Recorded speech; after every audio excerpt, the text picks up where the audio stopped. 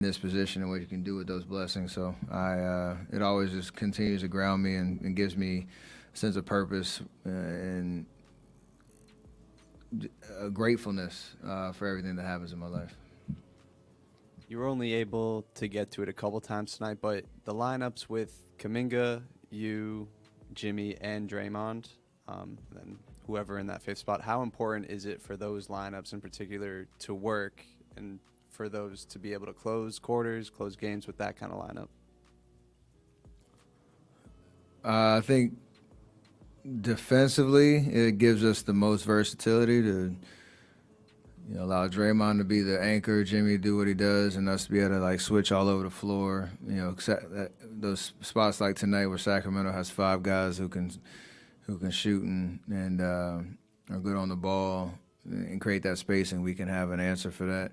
And then it allows us, to have speed and athleticism on the other end. So, whoever it allows us to have a lineup that gives us, that versatility, which is huge because you never know on a nightly basis when you need to kind of go to, that 4 or 5. Moses was out there, I think, as the 5th guy in that lineup, and so. We're going to see it a lot down the stretch, and hopefully it can be something that we can feature in the playoffs. Steph, you've seen 4,000 coming at you for a while now, and a few weeks ago, the team was in 10th place, and things were a little bleak. You expressed some frustration. How does it feel to have this milestone happen while this hot streak is happening too? It's very symbolic, I think, how tonight went, where I only get 9 shot attempts, and it seemed like a very kind of mundane night because the way that they were guarding us, but you look up and we win by 26, and as ugly as it was for that 4 minutes in the second quarter, we were able to get off to a good enough start and withstand that run where, I don't know what the run was in the second, but we still had a double-digit lead and knew we could correct those mistakes, and there's just a confidence that comes with that, and so it is, the vibes are good right now, but like I said, or like I've tried to, or continue to say, we are not getting ahead of ourselves. Like every night is a chance for us to get a little bit better, find a little bit more confidence, and build that chemistry that we're going to need down the stretch, and win as many games as possible, because we're still not in the clear in terms of the whole playing thing and being our best selves come April. Steph, congrats.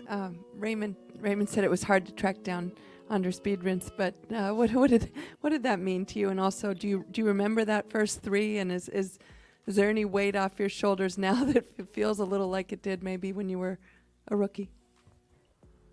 I actually had I call it an emotional moment on the bench when I saw him. They didn't tell me that they found him. Got the video message from him. That was my vet when I was here, my rookie year. I would love to have quizzed our team and the bench to see if anybody knew who that was, because that was such a long time ago. And between myself, Raymond, Eric Hausen, John Murray, who was our strength coach at the time, who was still a part of the organization, obviously in the NEA, know how much, we call him Goose, how much he meant to the organization at that time. And it was cool to see him because I know that first 3 I hit, which was my second game of my career, and he threw the pass. Kalina, who's in the booth upstairs, was setting the little screen for me. So really cool to kind of think back how far I've come from the first one to 4,000, which is crazy. And Steve Kerr joked that 8,000's not too far off the. I don't think he wants to coach that long, so don't put that pressure on me. Because I like a challenge. Tonight, Steve ties the franchise record for wins with Al Attles. Just what has it been like to be a part of this journey with him these last 10, 11 years? He's brought the best out of us, and we joke all the time, both of us could have been in New York. And, fate would have it that we were, here. He taking that job in 14, understanding we were a really good team, and he could, try to elevate us to a championship level, team, and we got it done that first year, and obviously the history that we've created. So I love his humility, his work ethic, his level of care. It's not an easy job. Coaching is a very thankless job, but I do appreciate the fact, and what is this, his 12th year here, that he has records and milestones that he can look back and be proud of. I'm sure for him, he thanks everybody on his staff and everybody that has committed to his style of coaching, and again, it's brought the best out of all of us. So it's been a hell of a ride. Stephen, you hit your 2,000 in New Orleans back in 2017. So what was it like, to be at home in the Chase Center, and hitting that second one to get that 4,000 one in front of the fans, who sound like 18,000 Lions, in here? I compare it more to like New York in 22, or 21, sorry, when Madison Square Garden was an unbelievable environment to break the record, having Ray and Reggie there. And if you had a second place for not being able to do it at home, that would have been a great pick. To have a clean milestone in 4K that's obviously never been done before, but to have that moment in front of your fans like that was special. I could feel the energy and the buzz from the beginning of the game after I made my first three, even the second one I shot and missed. Like, it was an adrenaline rush, and they were 29-74, so it was cool that for the 4,000, she was here. She got the responsibility of making sure the ball gets home. And but just the idea that, like you said, we've been all together for a very long time. Coach allows the family to be a part of what we do as much as possible. We got kids running around the practice courts. You realize when we started this, we were all youngins in the league, and he's seen our families grow one by one over the years. So it's kind of cool that we get to all share the on-court and the off-court experience together. It looked like your teammates maybe were a little anxious trying to get you that 4,000. Did you feel any of that, and how much did that contribute to maybe that 14-2 Kings run to close out? Was there some amount, maybe not nerves from your part, but just anxiousness, and maybe that caused a little stress? It was a weird night because we all knew I was 2 away, made the first one in the first quarter off a not a broken play, off a transition. JK made a great pass.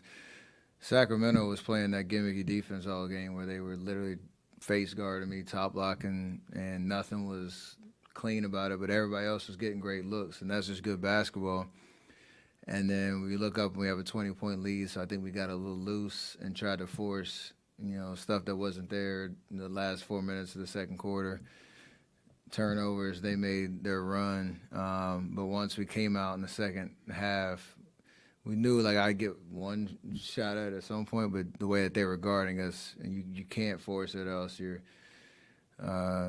giving up space, you're giving up good shots. And once we kind of settled in, the 2 threes took care of themselves, and we got the win. So it worked out. You mentioned Kuminga. I mean, he mentioned he was a little nervous. You guys are playing so well, he doesn't want to mess it up. What did you think of his play, and what with him, with Jimmy here, with the way you're going, how much does he add to this? What is possible with him? Obviously, it looked like he played pretty well tonight too. He played great. He understood,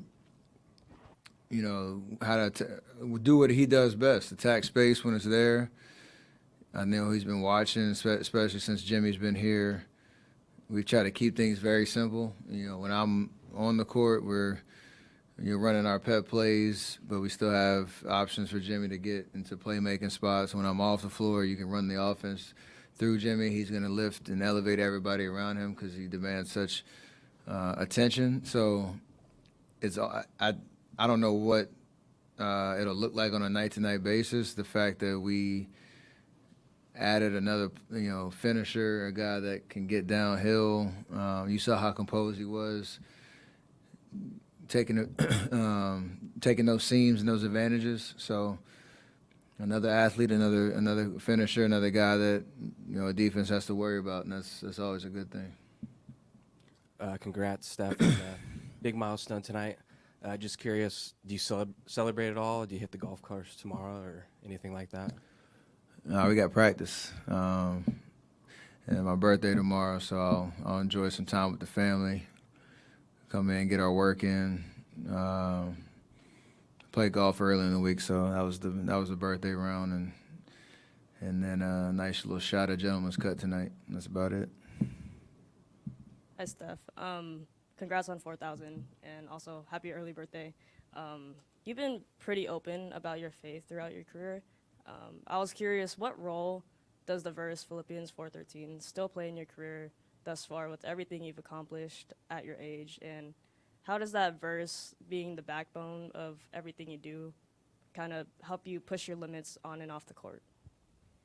It gives me purpose. Gives me it grounds me, because as much as basketball is a big part of my life and what I've dedicated my life to, it allows me, like I said, to stay grounded. This isn't real life in that respect, and you have to find kind of the through line of why, one, where your strength comes from, and two, why you're